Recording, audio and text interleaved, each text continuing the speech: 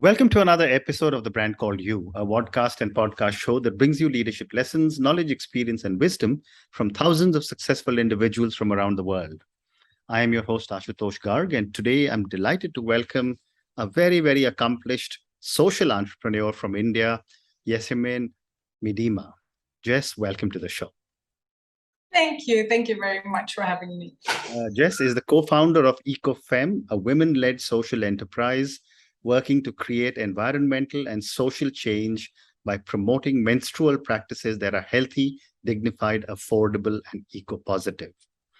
So Jess, you're doing such amazing work. Let's start our conversation about Eco Femme.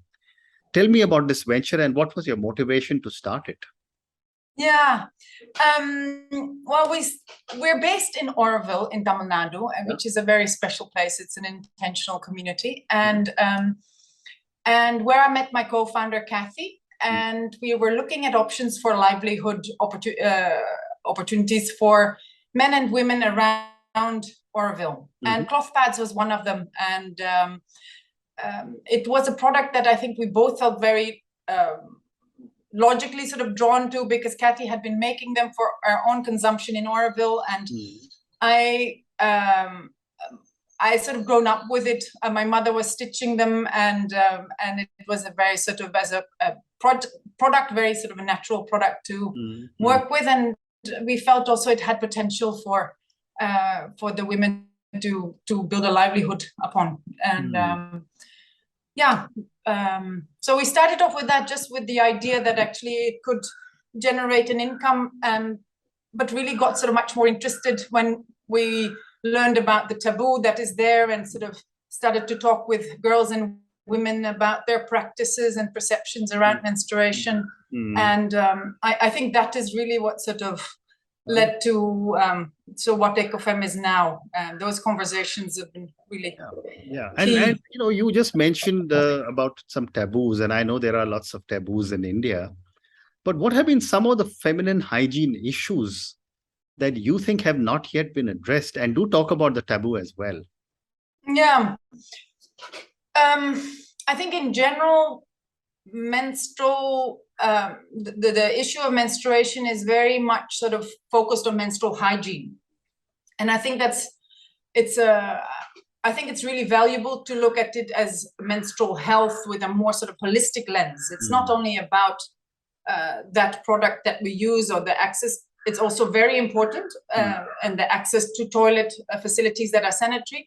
But it's also about how we relate to it, whether we can speak about it, whether we have sort of knowledge about it, whether we can take care of many of the things ourselves, what we eat, and also our relationship to the environment. I mean, we are part of that environment. And so whatever we're sort of doing to it also comes back to us. So menstrual health in that way I think it's a much sort of has a much wider scope than is generally sort of how it's addressed. Correct. Yeah. And the taboo that you were speaking about, I mean, I'm sure my viewers and listeners would love to know a little bit about the taboos that exist. Yeah. I think there are many of them, and they're different. In India is so vast and wide. And I think what was very interesting for us to learn is that despite that taboo, because we thought, okay, taboo means that we're not talking about it and we can't talk about it. But actually, because we've not been talking about it, there's very sort of many girls and women feel they don't know enough about it. And so given a safe space, we found out that they're very keen to talk about it. And I think this also really sort of gave us energy to pick up that topic, because there was evidently such a sort of eagerness to learn about menstruation. And I think with that, once you sort of learn how that connects, what's happening in your body, how that connects with fertility, what you can do for yourself, what's a healthy period, when do you need to look for help, all that is it's very basic. At the same time, it's very empowering to have that sort of ability you've got the instruments in your hand to take care of yourself in a way. Correct. And so I feel that on on the one hand, the taboo is there and has sort of led to a situation where we're very quiet about it and we don't know enough. At the same time, it also now gives us that possibility, you know, that sort of edge and that curiosity to really open up about it and talk about it and put it onto the agenda. Yeah, I think. Very interesting. Yeah. Very, very interesting. And yet, you know, you live in Auroville, which is, I would say, urban India, you know, right next to all the major cities of southern India. What are your thoughts on the impact of culture on menstruation? You know, it is a topic which is very hush-hush in large parts of rural India, and yet it's talked about in urban India. I'd love to get your thoughts. Yes.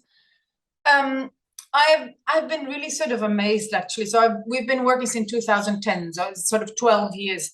And the sort of changes that we've seen in that short period of time have been massive. And I think somehow unconsciously I've sort of perceived culture as something static. It's so dynamic. And I've been impressed at how quickly it can shift. It's sort of within in a group of women or a community, if you have one sort of role model who puts out a different sort of message and who a different relationship to her menstruation or to her body or any community member for that matter, things can turn around like that. And it is incredible in terms of where we would first get enormous sort of pushback from sort of authorities on this topic, to other people who are sort of with an open mind step into it and connect to it and say, yes, this is what we want and what we need. And you can see things change so quickly. And if you look at the wider sort of landscape, not just sort of where we have been working, but within these last 10 years, especially menstrual hygiene, but menstrual health has been really put on the agenda of the government, of NGOs, of so many activists, and with also resulting in many cloth pad makers. Right when we started, there were very few. We were one of the first commercial ones. Now there may be 20 commercial brands making cloth pads. Menstrual cups, it's the same. There may be around 20 cup brands right now. Well, when we started, there was one. So you see, in a short period of time, there's a massive change, and definitely also social media has played a very big role in that. It has made that access to that information accessible to those, not only information, but I think really to voices around these topics. And is this dissemination of information across urban India and rural India similar?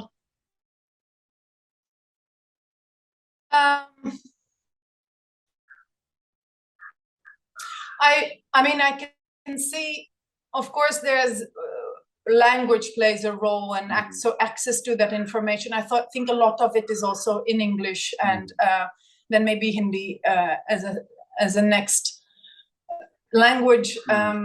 So in that way, I think it is, you know, I was thinking also about how does that sort of connect to rural areas, because rural areas are also changing very rapidly. Many people are more getting on their phones, but for example, for us in Tamil Nadu, of course, language then is a very important topic. And so for this I can see that is at this moment maybe a barrier. But there are many also Tamil voices on the topic of sustainable menstruation and menstrual health.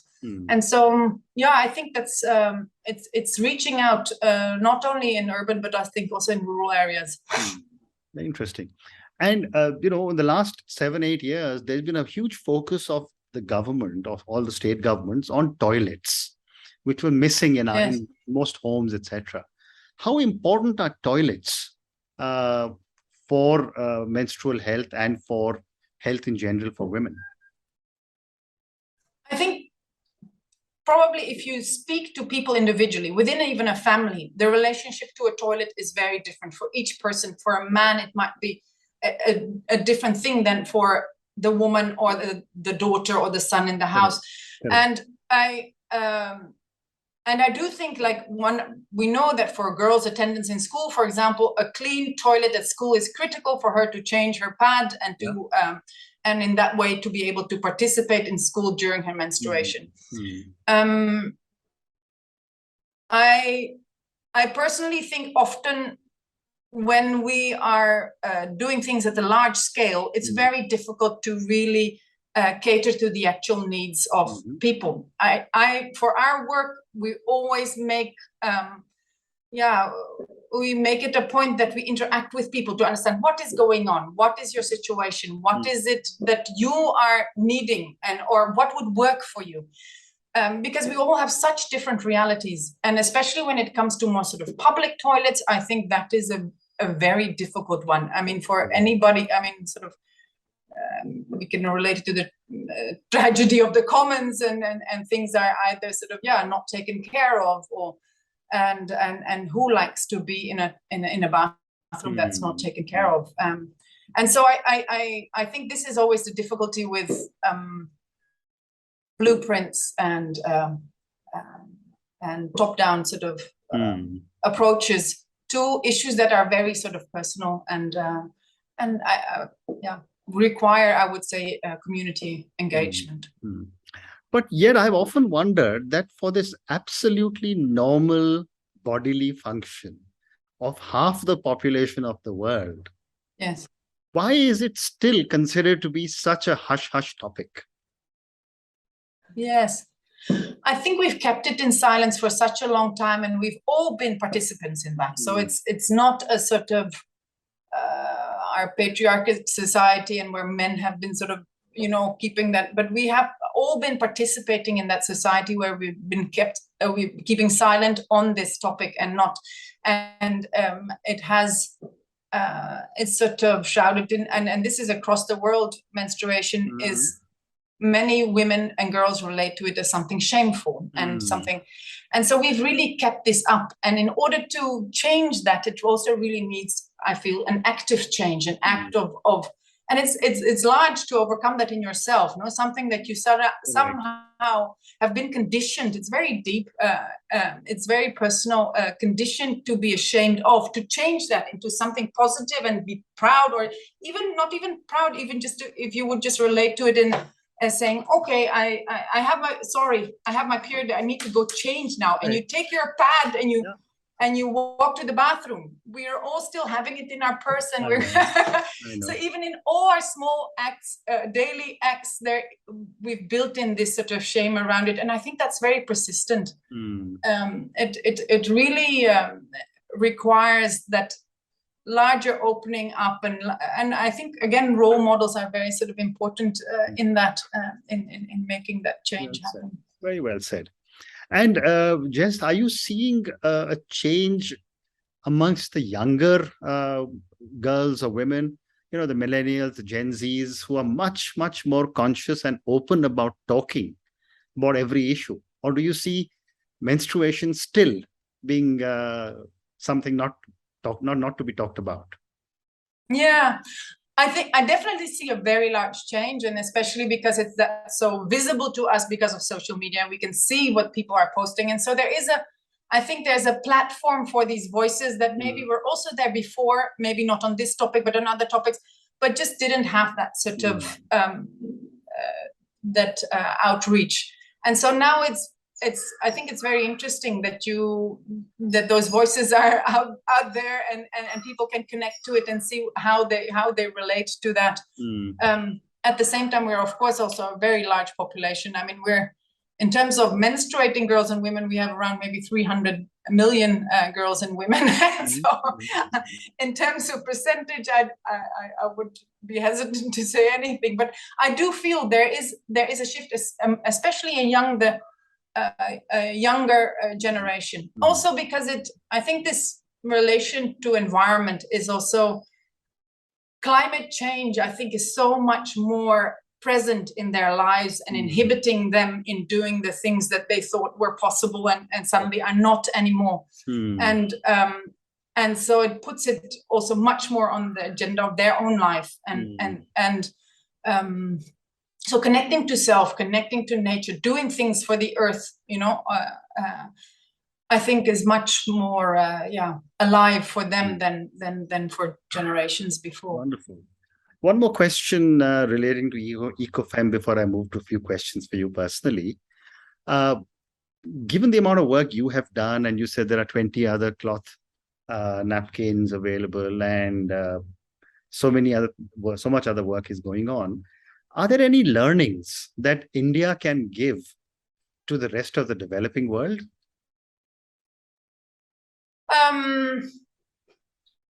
For sure. I mean, maybe we're a bit biased because we're here, but I have the feeling that so much more is happening on this topic here in India than in the rest of the world. And that maybe also has to do with the fact that we have that edge, no? So there is the fact that we have that taboo. We've got something also, to push against, because we'd like to open up the silence in the conversation and change our relationship to these things. Right. I think in terms of, if you look at the sort of activism and number of organizations engaged, it's incredible, and that gives chance to the development of a movement. We have recently, for example, formed with 5 others a cloth pad collective, and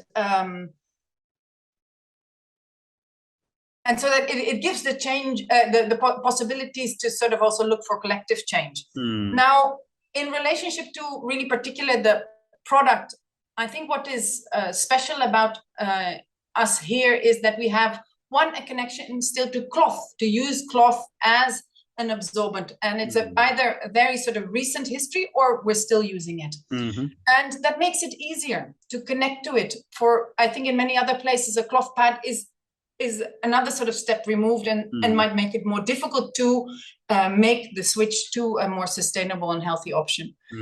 The other thing is also I feel there's always sort of a deep love for cotton, also because it's part of the culture. Now we grow it and we have manufacturing, and there's a deep appreciation for cotton, the value of that, versus synthetics.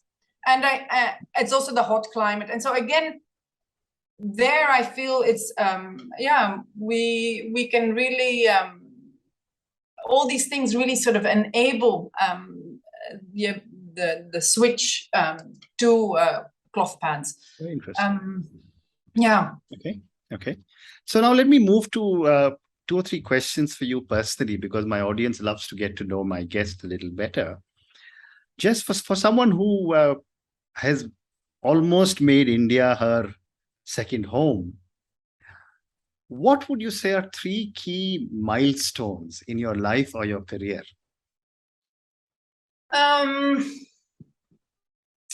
Yes,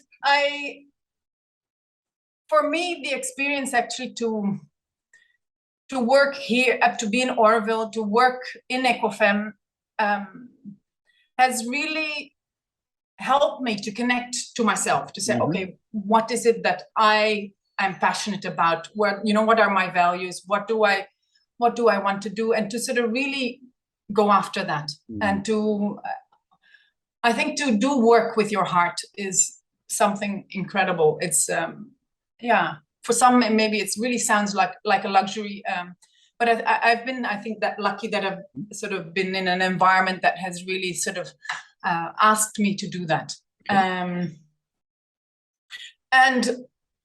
by doing that, I feel getting incredible help, because I think when you do things from the heart, then you connect to other people who either feel the same and do things from the heart, and you get support. So it's a very different sort of flow of work, of energy, of fun, that has been really special. Okay.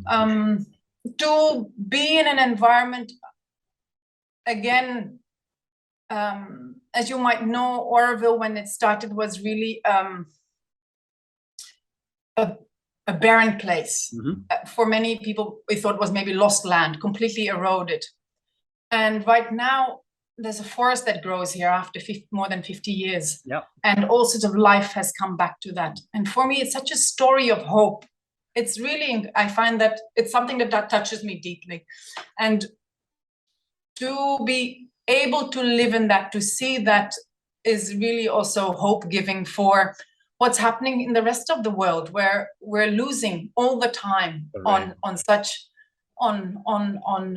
life, and that Earth has the ability to actually regenerate if we're in support of that.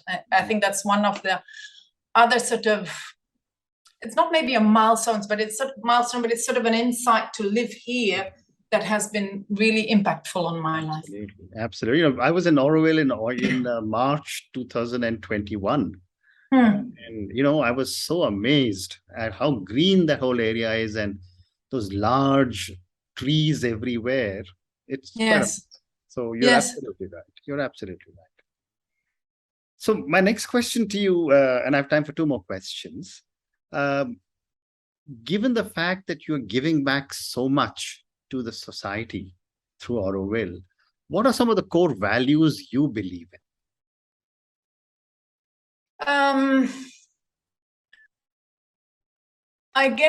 Again, this sort of the importance to sort of take care of the earth, and that we are so much part of that, and we're creatures living here where it's higher,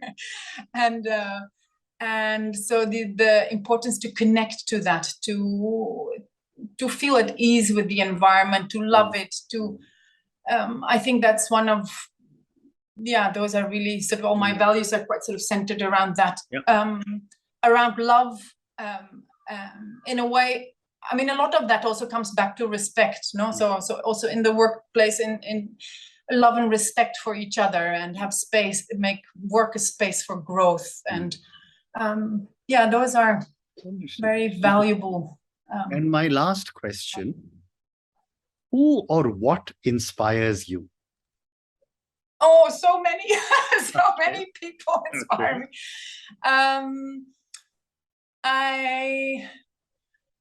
For example, within Oroville, we have an organization called Wasteless.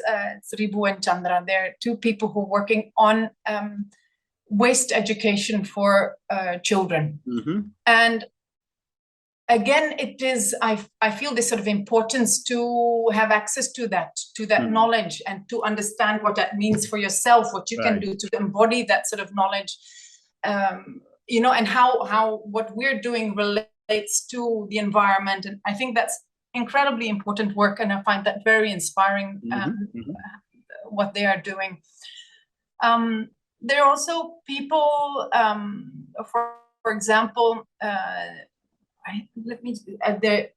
it's been a while since I was in touch with them, and they're based in Pune, the E027 Foundation. I'll just and they work on equality issues with boys, with young boys, and how to make boys change agents in their community. And I find that also really inspiring work. It's very slow and very steady work and very empowering work that they are doing. Amazing work. Amazing. And then there's tons of people who are working on reforestation and for example, we've got the botanical gardens here in Oroville, but many people who are just sort of trying to also recollect knowledge of what did our forests look like, what could live here, what could we plant, how can we, and who just put their entire lives to that. I find that incredibly inspiring. Fascinating. On that note, Jess, thank you so much for speaking to me. Thank you for talking to me about your amazing journey with Eco Femme and all the incredible things that you're doing to support feminine hygiene and to hopefully bring menstruation into the general normal conversation rather than still keep it in as a hush-hush topic. Thank you also for speaking to me about your some interesting milestones in your life and in the organizations that inspire you. Thank you once again, and good luck to you. Thank you, Ashutosh. Thank you very much for having us. Thank you for listening to the Brand Called You videocast and podcast, a platform that brings you knowledge, experience, and wisdom of hundreds of successful individuals from around the world. Do visit our website www.tbcy.in to watch and listen to the stories of many more individuals. You can also follow us on YouTube, Facebook, Instagram, and Twitter. Just search for the Brand Called You.